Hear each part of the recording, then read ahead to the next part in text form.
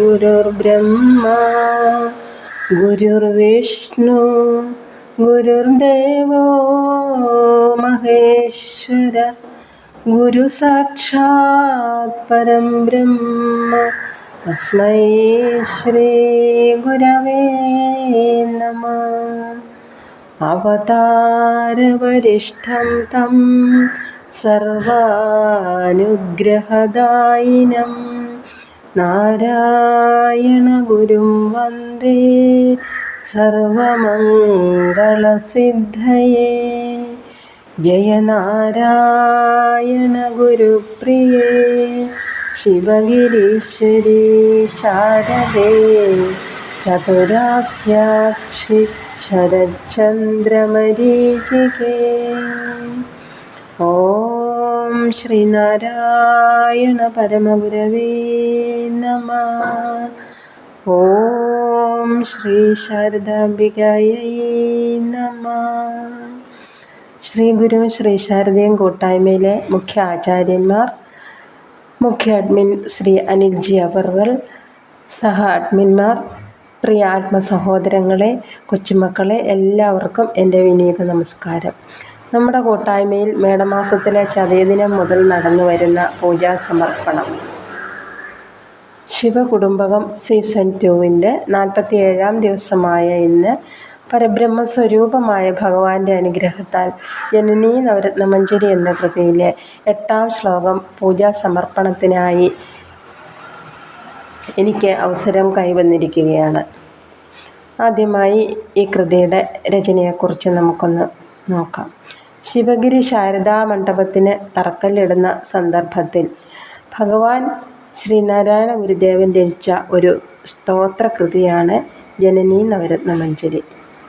ദർശന തെളിമ കൊണ്ടും അവതരണത്തിലുള്ള ശൈലി കൊണ്ടും ഭാഷയിലെ സൗകുമാര്യം കൊണ്ടും താളവും ലയവും ഒത്തിണങ്ങിയ പദപ്രയോഗം കൊണ്ടും ഈ സ്തോത്രം ശ്രീനാരായണ ഗുരുദേവ കൃതികളിൽ ഏറ്റവും ഉത്കൃഷ്ടമാണ്. ഈ കൃതിയിലെ 9 ശ്ലോകങ്ങൾ 9 രത്നങ്ങളാണ്. ഈ രത്നങ്ങളെ അതിമനോഹരമായി കോർത്തിണക്കിയ അതിരമണീയമായ ഒരു പൂങ്കൊത്ത് അഥവാ മഞ്ജരി ആണ് ജനനീ നവരത്നമഞ്ജരി. ആത്മസ്വരൂപമായ അറിവിൻ്റെ ദേവതയാണ് ശാരദാംബ. സകലതിൻ്റെയും ഉത്ഭവം അറിവാണ്. അതുകൊണ്ട് ദേവിയെ ജനനിയായി കാണുന്നു. നമുക്കിനി 8-ാം ശ്ലോകത്തിലേക്ക് കടക്കാം. സത്തായി നിന്നു പരിചിത്തായി രണ്ടും ഒരു മുത്തായി മൂന്നും അറിയും ഹൃത്തായി നിന്നതിനു വിത്തായി വെണ്ണൊടു മരുത്തായി ദൃഷ്ടി മുതലായി കൊത്തായിടും വിഷയവിസ്താരം അന്നമതിലത്താവുമായി വിലസും സിദ്ധാനുഭൂതിയിലുമെത്താതെയാം അതിമഹത്തായിടും ജനനി. ഇവിടെ പറയുന്നു ജനനിയെക്കുറിച്ച്. സിദ്ധാനുഭൂതിയിലും എത്താതെയാം, അതായത് സിദ്ധാനുഭൂതിക്ക് പോലും അപ്രാപ്യമായിരിക്കുന്ന രീതിയിലുള്ളതാണ് അമ്മ. അതിമഹത്തായിടും, അത്രയ്ക്കും അതിശയകരമായ മാഹാത്മ്യമുള്ള അമ്മയാണ്. സത്തായി നിന്ന് സകലത്തിനും ആധാരമായിരിക്കുന്ന സദ്വസ്തുവായി നിൽക്കുന്നതും അമ്മ തന്നെയാണ്. അതിനുമുപരി ചിത്തായിട്ട് സകല ഭാവവിലാസങ്ങൾക്കും മൂലചോദനയായിരിക്കുന്ന ചിത്തായിരിക്കുന്നതും ദേവി തന്നെയാണ്. രണ്ടും ഒരു മുത്തായി സത്തും ചിത്തും ഏകമായ ആനന്ദമായി തീർന്നിരിക്കുന്നതും അമ്മ തന്നെയാണ്. സത്ത് ചിത്ത് മുത്തെന്ന് പറഞ്ഞാൽ ആനന്ദം. സത്തും ചിത്തും മുത്തും, അങ്ങനെ മൂന്നും അമ്മ തന്നെയാണെന്ന് ഇവിടെ ഭഗവാൻ നമുക്ക് പറഞ്ഞു തരികയാണ്.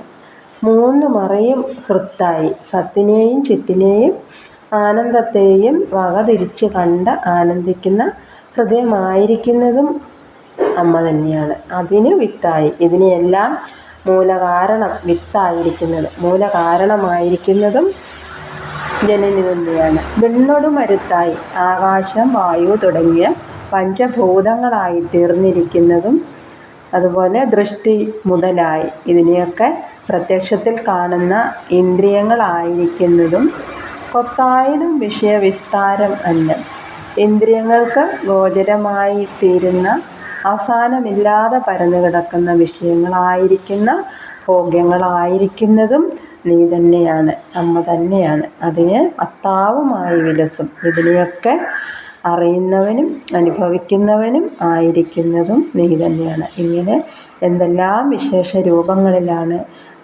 അമ്മ ലസിക്കുന്നത്. നമുക്ക് ഈ ശ്ലോകത്തിൻ്റെ സാരം എന്താണെന്ന് നോക്കാം. അല്ലയോ അമ്മേ, സിദ്ധാനുഭൂതിക്ക് പോലും അപ്രാപ്യമായ മഹത്വത്തോട് മഹിമയോട് കൂടിയവളാണ് നീ. അങ്ങനെയുള്ള നീ സകലതിനും ആധാരമായിരിക്കുന്ന സദ്വസ്തു ആയിരിക്കുന്നു. അതിനുമുപരി സകല ഭാവവിലാസങ്ങൾക്കും മൂലചോദനയായിരിക്കുന്ന ചിത്തായിരിക്കുന്നതും നീ തന്നെയാണ്. സത്തായ നിൻ്റെ ചിത് വിലാസം ആനന്ദ അനുഭവത്തെ യാഥാർത്ഥ്യമാക്കി തീർത്തിരിക്കുന്നു. ആനന്ദമായിരിക്കുന്നതും അമ്മ തന്നെയാണ്. സത്ത്, ചിത്ത്, ആനന്ദം, ഇത് മൂന്ന് സച്ചിദാനന്ദമായിരിക്കുന്നതും അമ്മ തന്നെയാണ്. ഇങ്ങനെ സത്തിനെയും ചിത്തിനെയും ആനന്ദത്തെയും സത്ത്, ചിത്ത്, മുത്ത്, സത്ത്, ചിത്ത്, ആനന്ദം, ഇതിനെ മൂന്നിനെയും അമ്മയായി കണ്ട് ആനന്ദിക്കുന്ന, നീയായി തന്നെ കണ്ട് ആനന്ദിക്കുന്ന ഹൃദയമായിരിക്കുന്നതും നീ തന്നെ. ഇതിനെല്ലാം മൂലകാരണമായിരിക്കുന്നതും അമ്മ തന്നെയാണ്. ആകാശം, വായു തുടങ്ങിയ പഞ്ചഭൂതങ്ങളായിരിക്കുന്നതും അതിൻ്റെ സംഘാതമായ ഈ പ്രപഞ്ചമായിരിക്കുന്നതും പ്രപഞ്ചത്തിലുള്ള എല്ലാ ദൃശ്യങ്ങളായും പ്രത്യക്ഷത്തിൽ കാണുന്ന ദൃഷ്ടി തുടങ്ങിയ ഇന്ദ്രിയങ്ങളായിരിക്കുന്നതും നീ തന്നെ. ഇന്ദ്രിയങ്ങൾക്ക് ഗോചരമായി തീരത്തക്ക തരത്തിൽ അവസാനമില്ലാതെ പരന്നു കിടക്കുന്ന ശബ്ദം, സ്പർശം, രൂപം, രസം, ഗന്ധം എന്നീ വിഷയങ്ങളായി തീർന്നിരിക്കുന്നതും നീ തന്നെ. ഈ വിഷയങ്ങൾ തന്നെയാണ് ഞങ്ങളുടെ എല്ലാം അന്നം അഥവാ ഭോഗ്യവസ്തുക്കൾ.